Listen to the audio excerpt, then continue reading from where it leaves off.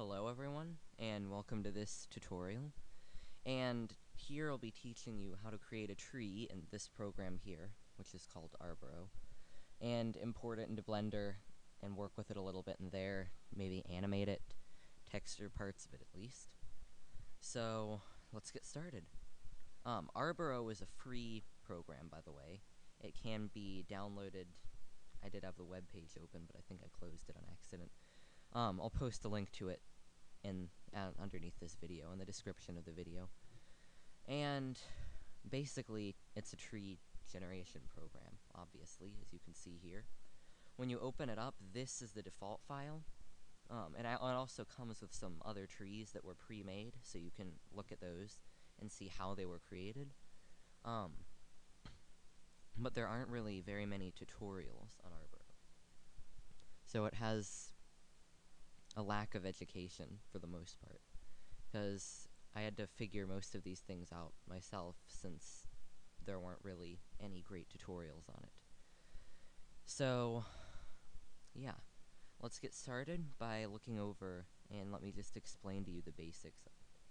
So this over here is sort of like the outliner in Blender, if you were to compare the two, but with the properties panels built into it, and all of the options that are on the side, where there are the materials and the particles and the textures and everything like that, but they're organized into an outline type layout. And basically we just start on one category here and work our way through these settings.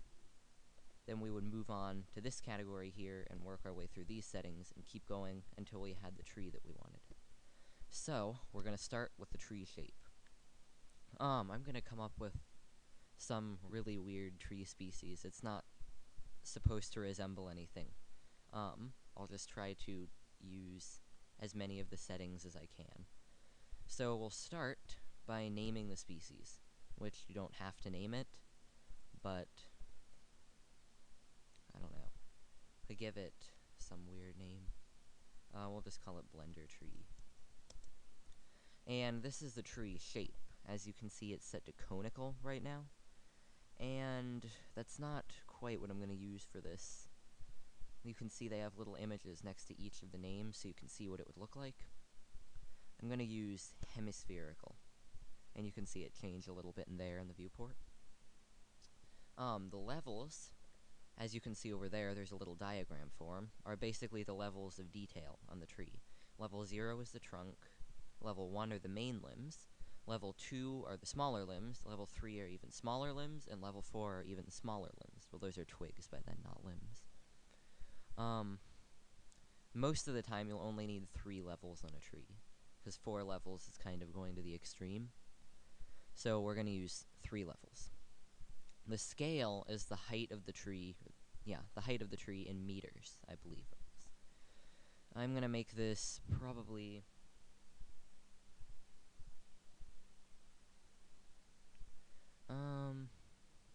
I can probably just stay at 10. That's probably a good size. Because that would be, yeah, that would work.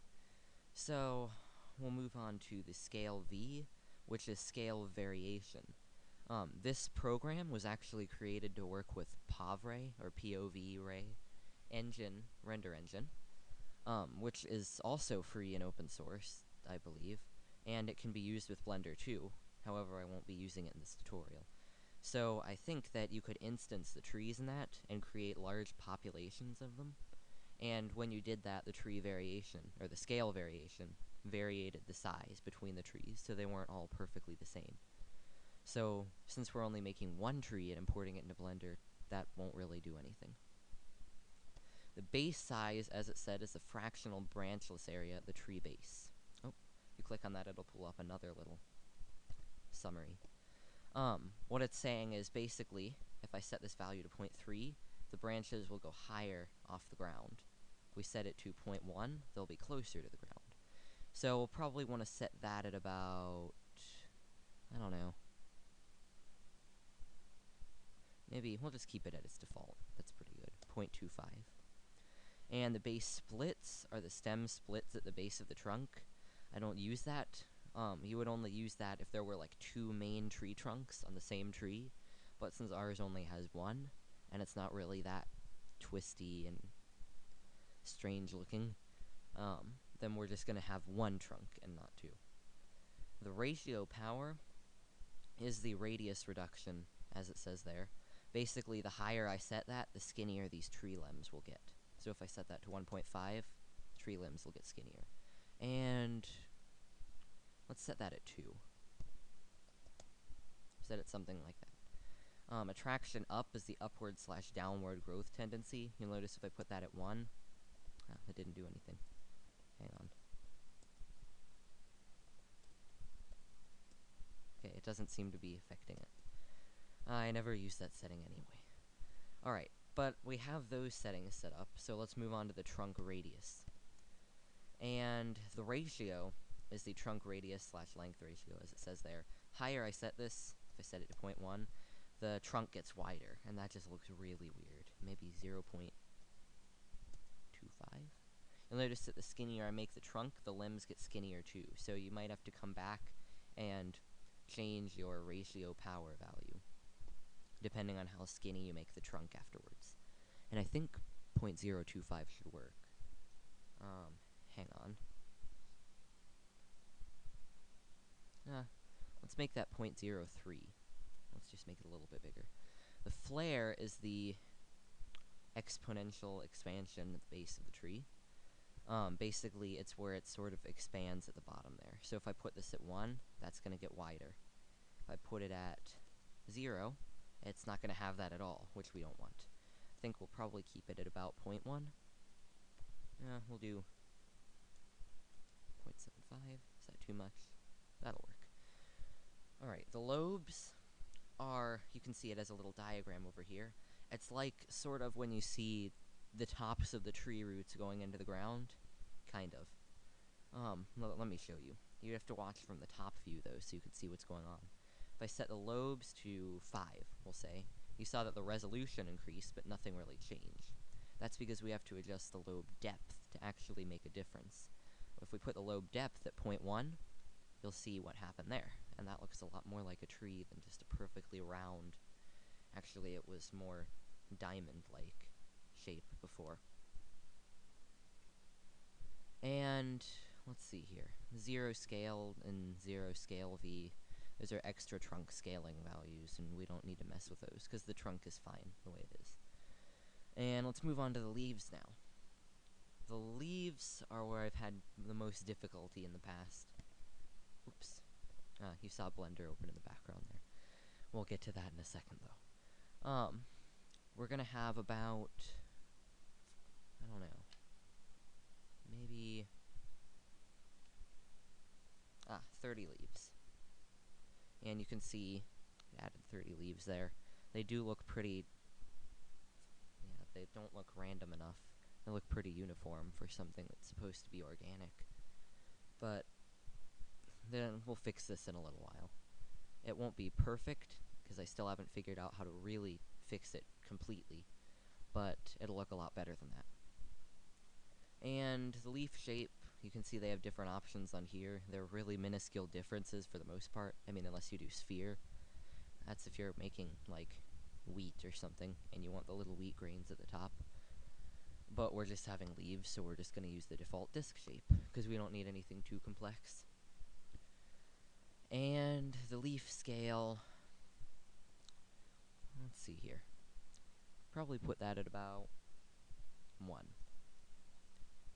Oh, maybe that's too big. It's probably too big. Put that at 0.15.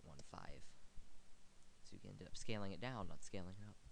Because the leaves can easily look too big if you're not careful. Leaf scale X is the fractional leaf width. So if I put this at 0.1, the leaves are going to get a lot wider. But I don't think we want them that wide. Let's try 0.75. That looks pretty good.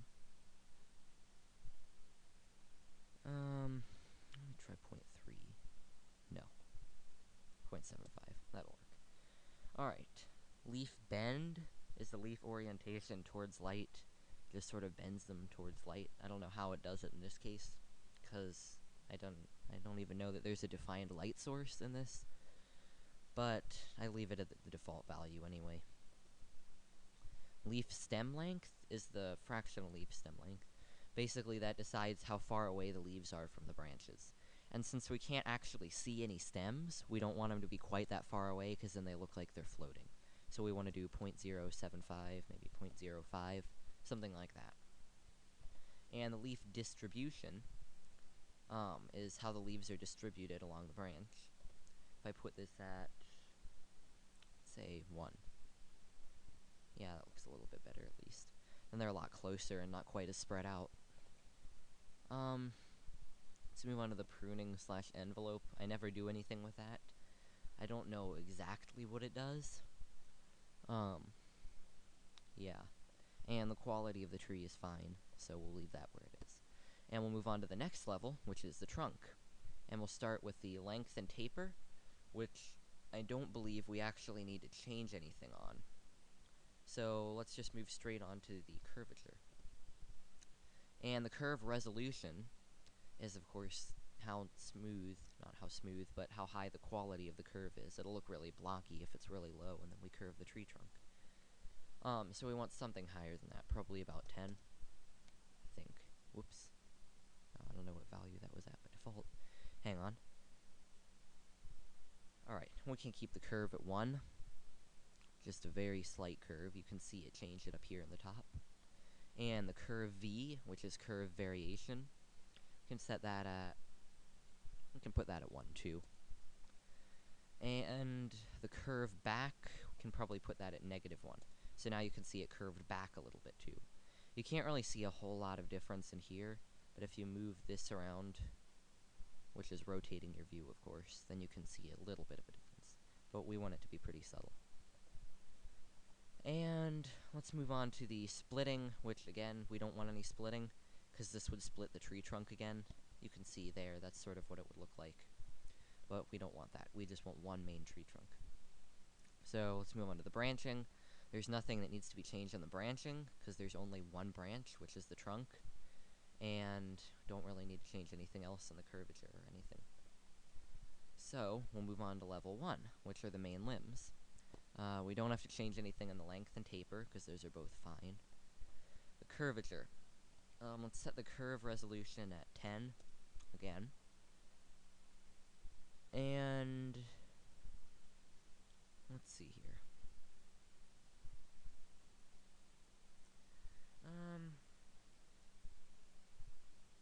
You know, let's set the curve at about 5. Maybe something around there. -5 for curve variation, not that much, -1. You can see how it's sort of crinkled up a little bit. Yeah, but that adds too much resolution, too many polygons. Let's put that at 1. That's better. 5, maybe. Let's set this at 10. There we go. You can see I'm starting to curve down a little more. And 10 there. So we're adding a little bit of curve variation in those. Let's set the curve back at about -5. There, that looks a lot better. Yeah, they still don't look quite right though, but we're going to fix that in the branching. We want the down angle to be set at about 60. That's the angle from the parent, which I'm guessing the parent is the tree trunk. And you can see they're now facing down a lot more. They're a lot wider too, since they're not standing up as much. It looks pretty weird right now. The down angle variation, we can put that at, let me try -30. Let me try, there, that'll work. Let's do -50. And, no, that's probably too much. Let's stick with -35, that'll work. Alright, and so you can see it moved. This is sort of the effect that we were trying to get, because you can see that the branches closer to the bottom are more straight, and the branches that are closer to the top are angling upward more, which is how a tree really looks in real life. And it took me a long time to figure out how to do that, and I did it on accident the first time anyway. The rotate, so that's the spiraling angle. As you can see, if we look at the top view here, there's just 3 perfectly aligned branch segments there. We don't want that. We want it to be a lot more random, so we'll put this at 140. And that's about as random as you can get on the rotation of the branches, as you can see there. whoops, there's Blender again. The rotate variation, I probably want to do something with that. Nah, I think that'll work. It doesn't really change anything, I don't think. A lot of these settings, well, not a lot of these settings don't, but some of these settings don't work very well, again, since this was built for Pavre, and we're using it for Blender. So, let's move on to the branches, and this is the number of branches. Right now we only have 10. I want a lot more than that. Let's see here. Maybe about, let's try 50. I'm gonna do 75. This will obviously vary depending on how much your computer can handle. So, let's see, the branch distribution. We can keep that at 1. That'll work. Alright, and let's move on to the last level, which is level 2. We did have 3 levels, but level 0 is technically level 1, since it's the trunk. Level 1 is level 2, and level 2 is level 3. So, we don't need to change anything on the length and taper, so that's all good where it's at. Let's start with the curvature. And the curve resolution, we don't want to set it quite as high as we did on the main limbs and the trunk, because these are a lot smaller, and we don't need quite as much. Probably set that to about 5, maybe only 3. Yeah, let's do 3. And the curve, we'll set that at about 50. Yeah, that'll work. Curve variation, set that at 50. Maybe 40. Okay. The curve back, we'll set that at about probably 25. Alright, no, negative 25. Alright, that'll work. I'll keep that at 3. Okay. And that's it on the tree. The problem that I had been experiencing before was the leaves still look too uniform on the branches. They're following it too nicely, which isn't what I'd really want to get. But still, and actually, no, we're not done, sorry. We still have to change the branching, because these don't have enough branches, and they're not close. I didn't mean not close. I meant they're not rotated enough. So, we can start by changing the down angle to 35, because we want them moving down a little more. Down angle variation, let's set that to negative 5. Negative 10, maybe. Yeah, that'll work. Alright, rotation, 140.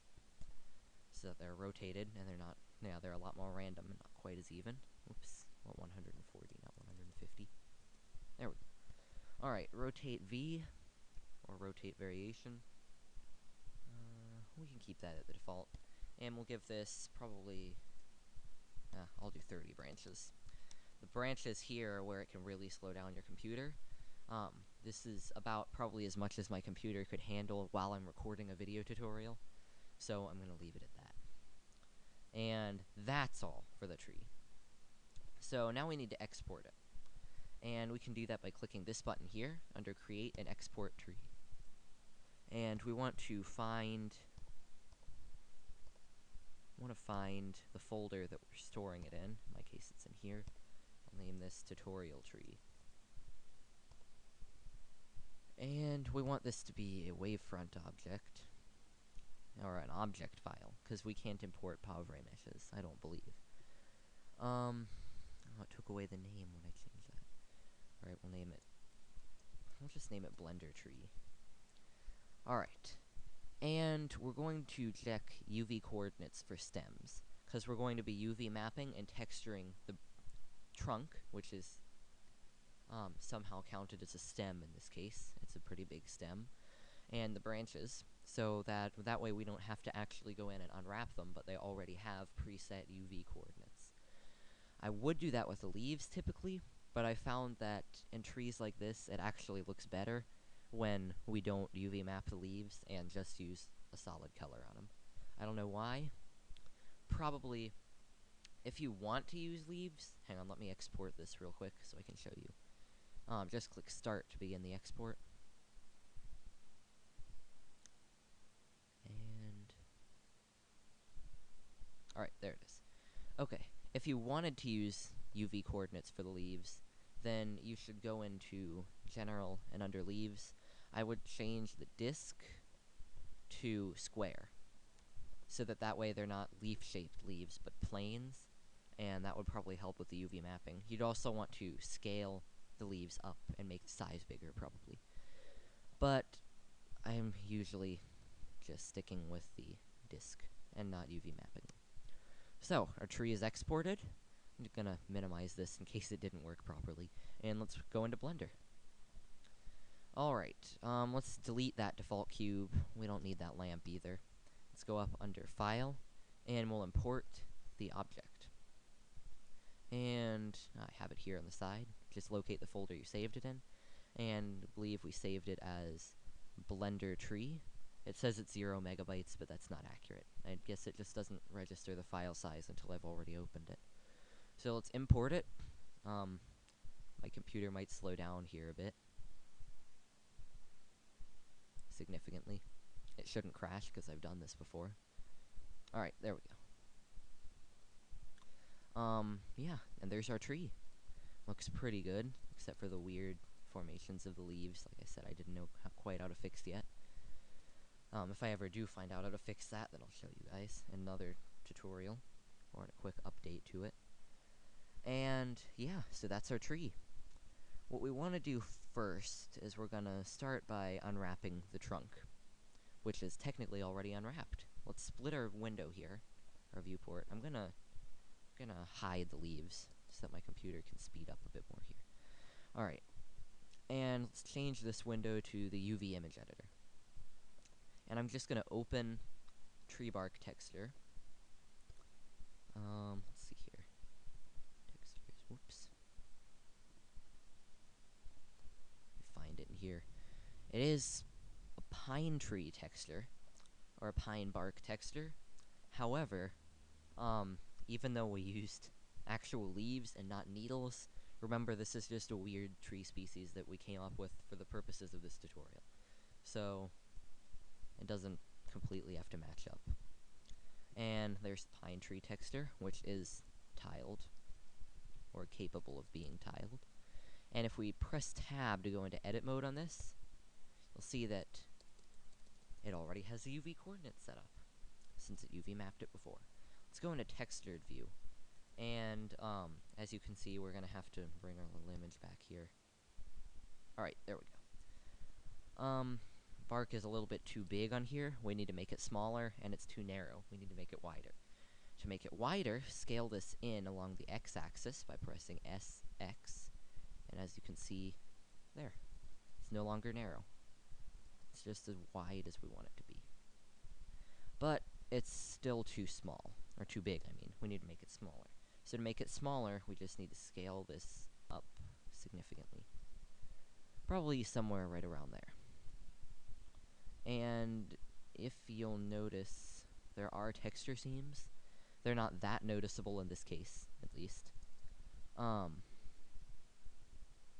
Yeah. I might make a tip on how to fix texture seams sometime soon. No, actually no, because there's already one. Might send you a link to that, so you can see how to do that if you know the texture seams are really bothering you. And yeah, so that looks pretty good. Let's UV map the other limbs now. Select these, have an edit mode. Yeah, we'll select all that. Go over the bark pine image. And scale it in along the x-axis so it's nearly quite as normal. Not normal. So that it is normal and not quite as vertical. And let's scale that up. Again, where the trunk joins the branches, it looks a little weird there too. But I'm not doing a close-up in this case, so I don't see a need to really sit down and try to fix that. It will be really hard and time-consuming to try to actually merge all of these branches into the tree trunk. So, let's do the twigs now. And we can zoom in here. Notice it has a lot fewer polygons. That's because we set the curve resolution to something much lower.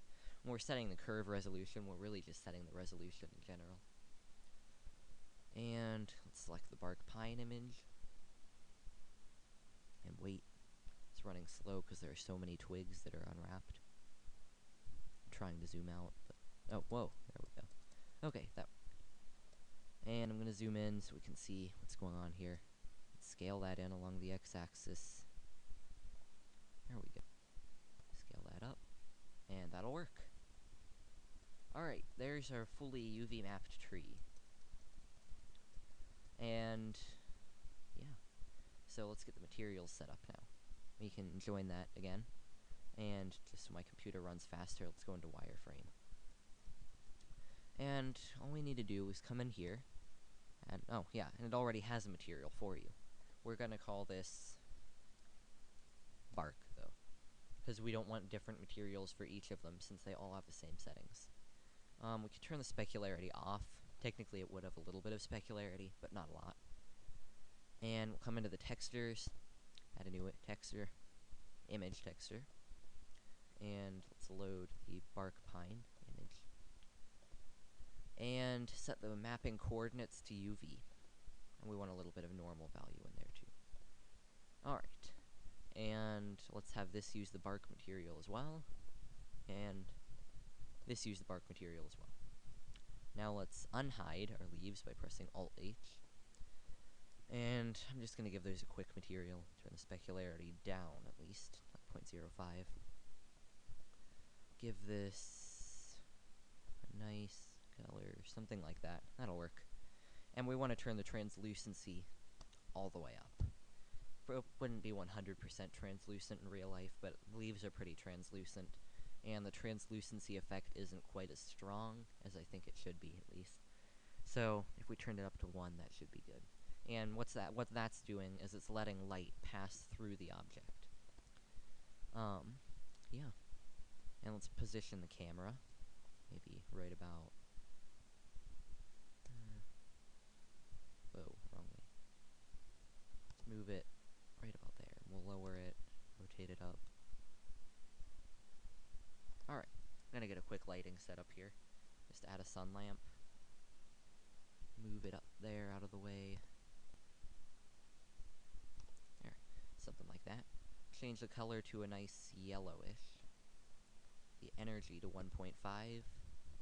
We'll enable ray shadow with 10 samples to increase the quality of the shadows. Soft size to 0.1 to make the shadows a little bit sharper than they are. And I'm just going to set up a nice sky background real quick. Something like that. Enable environment lighting. Set the energy to 0.35. Change that to sky color so that we're using the environment lighting is using the colors of the sky to light the image. Set the distance to 1. Enable fall off with strength of 1 to add a bit more of an ambient occlusion type effect. Set the samples to 10 to increase the quality a bit more. And let's render that and see how it looks. Alright, it's going to take a really long time to render. Let me put that at about 25%. We just need to check and see how our lighting setup is. So it looks pretty good. I mean, the leaves look nice. I think the material worked out well. So, yeah, like I was saying before, a basic material on the leaves seems to work better than UV mapping them, in my case at least. Other people will probably think differently. Yeah, so that looks pretty good. I think the sun could probably be a bit stronger, but we'll leave it at that. Alright, that'll work. And now I'm going to show you how to do one last thing, and that's to animate a slight breeze blowing through the tree. So what we're going to do is we're going to get the leaves to sort of rustle around and look like they're being blown around in the wind. Not too significantly, but to a certain extent. So, what we need to do is we need to set the shading to smooth on the leaves, because we're going to use a displacement modifier. And we're going to come in here, and add a new texture, clouds texture, and we'll come back over here, probably better name that, name it wind. Come back over here, and under texture, click that button, and choose the wind. And we don't want it that strong, obviously. Put it at 0.1, perhaps. And as you can see, it's sort of bent the leaves a little bit, which is good, because they're supposed to be bending around a bit. We could probably put that a little higher than that. Something like that. That'll work. That's much better. Alright. But if you press Alt-A, nothing happens. That's because we have to animate the texture. So what we need to do is we need to add an empty. And I'm going to make that a little bit bigger so I can see it a lot better. Put that at like 5. I'm going to change that to arrows too. Alright. And I'll keep that at plain axis. What we need to do now is we need to come into here, back in the displacement modifier, and choose Object for texture coordinates. And select the empty from it. So that now, when we move the empty, the leaves blow around. Or they look like they are, at least. So you could, on frame 1, press I, insert a keyframe there. Frame 250, move it up to about there, I don't know, somewhere like that. And insert another keyframe. And, yeah, looks like wind is blowing through the leaves. This is running about 12 times as slow as it should be, or slower than it should be. Yeah, it's still moving pretty fast. Probably moved it farther than I should have. But obviously, the farther you move the empty and that point of time, the faster the wind will be. And that's all. So I hope you enjoyed this tutorial. And if you have any questions or comments or problems or anything like that, just post them in the comments. And I'll see if I can respond to them as soon as I can. And yeah, that's all. Thanks for watching.